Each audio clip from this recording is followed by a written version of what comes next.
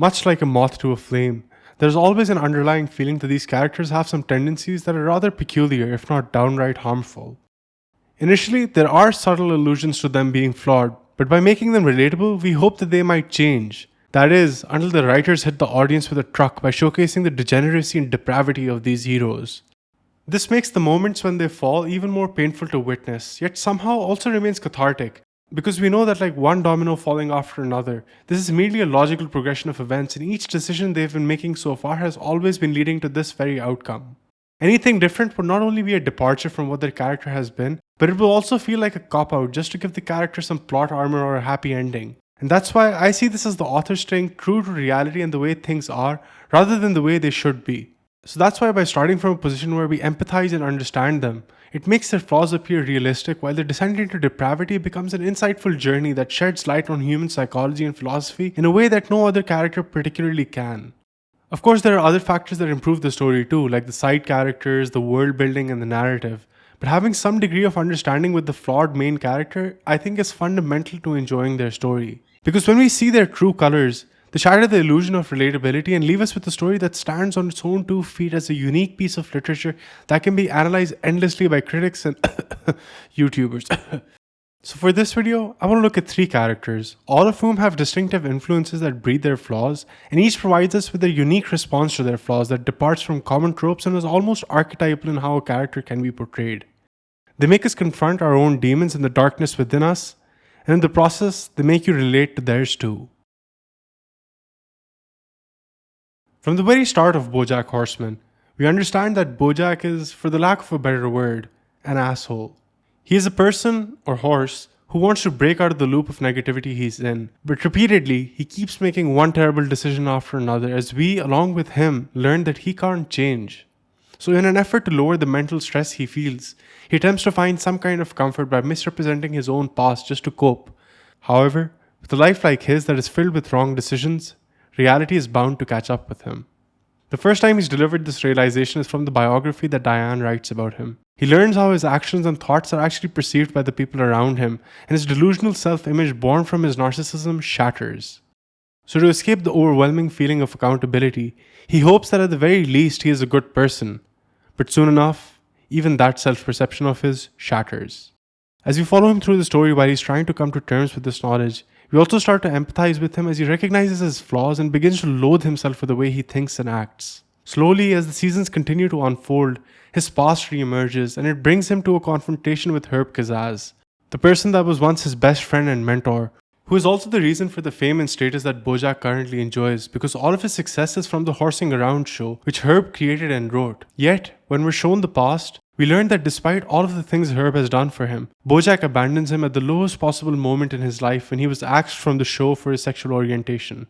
He not only completely ignores the reality of everything Herb has done for him, he continues to star as the lead of the show as if nothing even happened. And for the nail in the coffin, when we return to the present, BoJack reaches out to Herb while he's suffering from the final stages of cancer, and rather than being present for an old friend, all he cares about is getting forgiveness from Herb so he can lighten the burden on his own conscience. Which is incredibly selfish of him, as instead of just making amends by being with him during the remaining time Herb has available to him, he only cares about benefiting from the situation. As we go deeper into the story, we begin to understand that he is this way because of the way he was raised by his parents, and consequently the way they were raised by their own parents. What's important is that this does not admonish him from the consequences and effects of his actions as a man in his 50s who's had more than enough time to change, but it does add a layer of depth and perspective as the final responsibility still lies on BoJack. As viewers, we hope he'll change and improve, yet he never does. Instead, he actually worsens and does even more despicable things, from trying to sleep with the daughter of his old friend to sabotaging his own friend's dreams. And while all these flaws make him an incredibly negative character, BoJack Horseman as a show still remains a very insightful and compelling animated series. The reason for this is the self-awareness that BoJack has, which echoes sentiments that many people have in their own life. This sentiment helps build a relatable understanding for a character that doesn't deserve empathy, but his feelings of regret, inadequacy, guilt, and depression are emotions that are commonplace in a majority of people, and essentially helps us understand the struggle of being flawed at the sheer extent BoJack is at. While he's far from being an example for an individual to live their life according to, the side characters in the series compensate for that through their interactions with BoJack, which are steeped in philosophy and can apply across the vast spectrum of black, white, and grey decisions we make in life. While a major flaw for Bojack is the warped perspective he has towards practically everything, it's also his lack of positively impactful action that ruins him. The fact he doesn't improve showcases what happens when one lets their flaws get the better of them, and this specifically grounds his character in reality and makes rooting for him so much more painful yet compelling. This, combined with the series opting to showcase exceptionally harsh realities rather than punchlines all the time, not only makes it memorable, but also uniquely brilliant. One of the best moments in the series that you might have also come across is the moment when Bojack finally starts making an effort to better himself, and we see him running up a hill only to be quickly overwhelmed and passing out on a lawn. Here, a baboon appears, who seems to be an allegory for Sisyphus that was established throughout the entire season, and he gives this iconic line. It gets easier. Huh? Every day it gets a little easier. Yeah? But you gotta do it every day. That's the hard part. But it does get easier. Okay. Bojack Horseman is abound with hard-hitting moments like these, along with a diversity of others that deliver a wide variety of emotions, including some where you can find yourself laughing along. Some make you question your own self-perception. Some leave you depressed. And some will inspire you to be the best you can be. It's the collection of all these moments that makes Bojack Horseman such a riveting series that it just pulls you in, takes you on a roller coaster ride of emotions, and helps you come out the other side having learned something new. And the only way to deliver such an experience was not only by having Bojack as the lead, but because he is flawed, the showrunners are able to tackle questions regarding self-identity, the meaning of life, the importance of happiness, and the overall state of the world. Between the three characters I'm focusing on in this video, Punpun is quite easily the most relatable and realistic character that is portrayed. Oyasumi Punpun, or Goodnight Punpun as it's known in English, is one of the more unique stories I recently got to experience. Written and illustrated for the manga medium by Inio Asano, this story follows Punpun across different phases of his life from childhood to adolescence to adulthood, which is depicted in the greatest possible way imaginable. The entire story is delivered largely from the perspective of Punpun. This means that we get to see the world the same way he does, ranging from his self-image, his environment and internal monologue, the people around him, and even his imagination. When he's a child, the art features exaggerated facial expressions for adults and his surroundings are only slightly illustrated. His inner world, on the other hand, takes shape in the most psychedelic kind of way possible, which is an experience most, if not everyone, might recall from their own childhood, where sensations and perceptions are massively heightened and grown-ups just seem to look a bit odd. As he grows older, the trippiness of the world tones down and his surroundings are depicted with a lot more detail. Now the focus shifts to his inner turmoil, which is a lot more fleshed out in the story and art, as all the trauma from his childhood starts seeping into his life and he goes from one mental state to the next, just trying to figure out his identity and having some coping mechanisms to deal with the struggles in his life. How it felt while reading this is really hard to put to words because it's only when you've been on the journey alongside Punpun do you get a visceral experience that Inio Asano wants to make you feel. Rather than delivering the message in an in-your-face kind of way, the wild creativity of the mangaka comes to life in a very subtle and unexpected way. From the art style to the narrative to the philosophy, each of these elements come together in an organic way and create this resonant effect that lasts far longer than one would initially expect. While there are most definitely certain frames and moments that made me go, holy shit, by the end of the story, I was mostly like, alright, that was a pretty interesting read. Instead of being like, oh my god, I can't believe what I just finished reading, oh my god. I went back to living life and all was good. But in the most randomest moments, all of a sudden, something from the story would pop back up in my head. Sometimes it was the cartoony design of Punpun or his overall character journey. Sometimes it was the impact relationships could have on a person. And without noticing, I'd find myself disassociating and thinking about this while in the middle of a conversation with someone. There's a certain lasting impact of the story that is exceptionally well done, and when I think about it in retrospect, it makes me think and feel all kinds of things, both good and bad. But moving on, the flaws within Punpun also manifest in a unique way. This can be attributed to many of the factors that shape his personality as he gets older, like the relationship his parents had with each other or the relationship they had with Punpun, the impact of his uncle's presence in his life, or the dynamic he has with Aiko.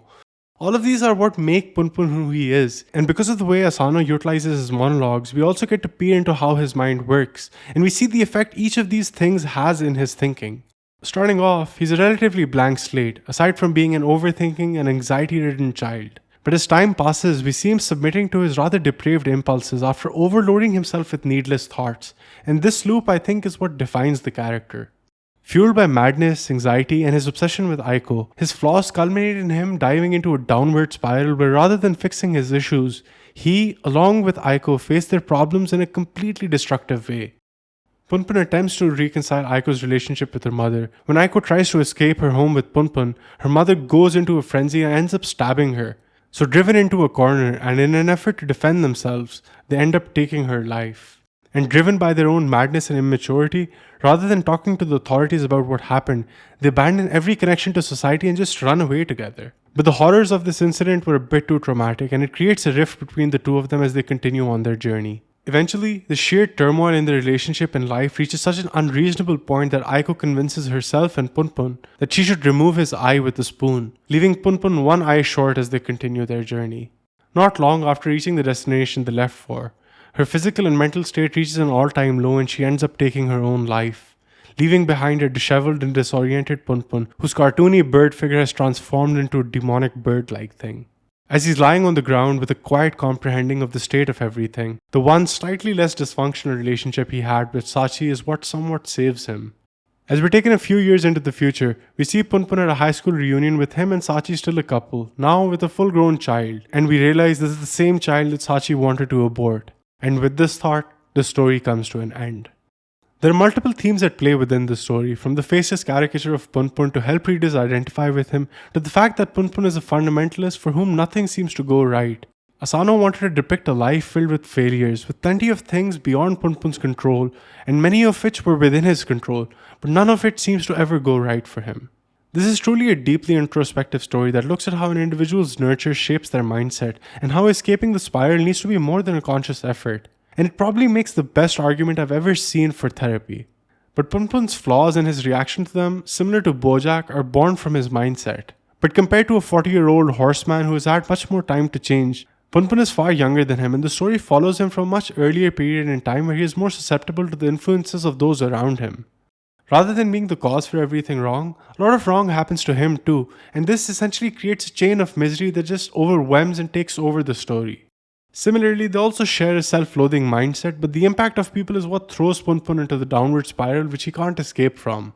However, what makes this so compelling is the way it's delivered in combination with the art style, which is captivating and attention-grabbing at simply the perfect moments. Because once you get into the feel of the story, it will stick with you for far, far longer than you could possibly imagine. There's something I've always found interesting about characters that are driven by revenge, because their motivations usually seem to have some degree of justification, and so do their actions. At least until we look at them in retrospect and realize being driven so far by hate might not actually be the best thing. This includes a vast array of characters like Guts, Kurapika, Sasuke, and many more. But leading the charge for this video with his flaws and his reaction to them is Eren from Attack on Titan. From the very start of Attack on Titan, if Eren's character had anything going for him, it was his foolhardy determination to experience a selfish freedom, which was coupled with an ignorance about what the reality of the world truly was. This also often made him come across as an edgy teenager who seemed to have quite a few temper issues. After he's hit with an insane amount of trauma with the invasion of Shiganshina, his attitude remains largely the same, and he begins to believe that in order to realize his ambitions, he needs to adopt an us versus them mentality, which he is driven by for a considerable portion of the first season, until eventually he turns into a Titan himself, and this makes him question his entire struggle. But he chooses to remain ignorant and stays steadfast, maybe even stubborn towards his current approach. As the struggle in the war turns into a civil war, he again finds himself at a moral impasse and remains loyal by choosing the people he's been with from the start.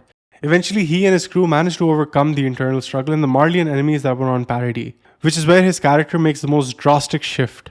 Now that he's experienced life as a Marleyan, he realizes how selfish his desire for freedom is. But at this point, he commits to his goals, and in his determination to achieve some semblance of peace for the people he cares about, he practically sets the world on fire, or steps on it in a more literal sense. While this is where his determination was leading to from the very start, it's only when looked at in retrospect that it becomes clear how heinous and evil his actions were. His us versus them mentality always required a degree of dehumanization towards people that were against him, which is the defining failure of his philosophy. But there's quite literally no justification for a massacre, much less for one that was quite as unilateral as what he just carried out. The flaw in his character, which seemed interesting in the start but revealed his true colors much later in the story, was his determination and his mindset towards freedom. This combination of factors logically leads him to being the perpetrator of the same horrors that he once experienced, arguably on an even larger scale. It's also the way the story is crafted that his determination seemed rather innocuous and typical of a shonen protagonist. But his transition into a villain by the end of the series is a surprise to people new to the genre and old. This is combined with immaculate foreshadowing as the seeds planted in the start of the show culminate much later in the story and would elevate the experience of Attack on Titan immensely. Because much like Eren, there are so many things that we as a viewer completely missed out on, and with every rewatch you will most likely find something that will make you go like, I didn't realize Isayama also did foreshadowing for this. Because after everything Eren had done and showing that the people in Parody had actually gotten a happier ending, it's only when a scene from the future is shown do we realize that even that is short-lived. Because the very war he went to the most heinous extents to prevent has yet again returned and targeted the very place he was trying to save. Another theme that also added to the depth of the story was how Isayama used history to ground the story in reality. It made the dynamic and events surrounding the tragedy of Attack on Titan that much more compelling and a worthwhile political commentary that is by and far one of the more prominent examples within its genre. Despite all his flaws, Eren is a very compelling main character, and that's why his entire journey is so insightful and a worthwhile watch for anyone that hasn't seen it yet. Many things make a flawed character interesting, whether it's the side characters, their journey, or maybe the philosophies and ideas they bring to the table that make insightful points about a perspective that many would never even consider. Bojack's response to his flaws is generally with a hint of apathy, while Eren's response is to rage against the world, and finally Punpun is just simply overwhelmed all the time, every time. By watching Bojack and Punpun, there is a realization that emerges that you are what you do, not what you think. With Eren, we see the pitfalls of a stubborn mindset regarding loyalty, which is generally considered good, but as shown in Attack on Titan, it can very easily turn into something terribly harmful. Each of these stories provides a narrative and experience that is beyond comparison, because they're so unique and original in the ideas they present, and the fact they're made possible by having a flawed character at the center of it is what makes me appreciate these anti-heroes for being a phenomenal medium for storytelling, and perhaps after watching this video, you might also think the same.